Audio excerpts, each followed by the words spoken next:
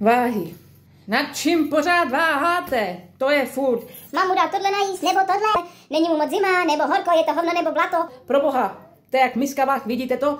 To takhle nejde. Nevaž se a zvaž, jestli potřebuješ pomoc. Nic moc asi. Štíři.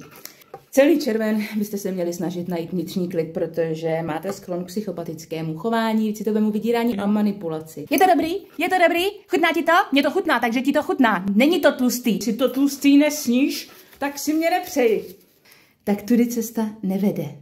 Věděli jste, že štíři vydrží celý rok nejíst a 3 dny vydrží zadržovat dech? Tak tohle doma. Samozřejmě neskoušejte.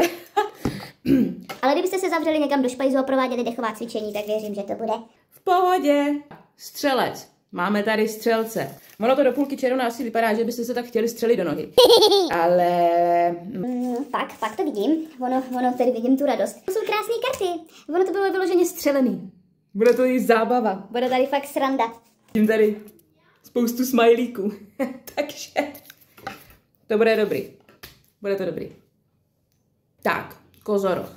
Aj. No, nic moc asi. Vy si pořád stěžujete. Vy jste takový uplakánci. To je furt se mi něco děje. Nikdo vám nedělá na schvály, ok? Vy jste rodič, ne dítě. Vemte dítě ven, hrabejte se v záhoně, mějte nožky nahoře, jak to kuře v koboře a v oboře a bude to dobrý. Vodnáři. No, jak bych to řekla.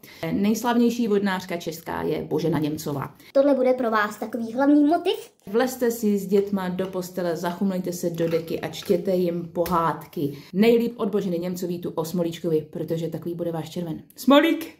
Ale? Na konci června je tu zlepšení, koukám jak divá Bára, jak se bude blížit konec školního roku, tak to bude super! Vyčerpávající. Poslední znamení jsou ryby. A ryby všeobecně vypadají, že mají všechno na salámu.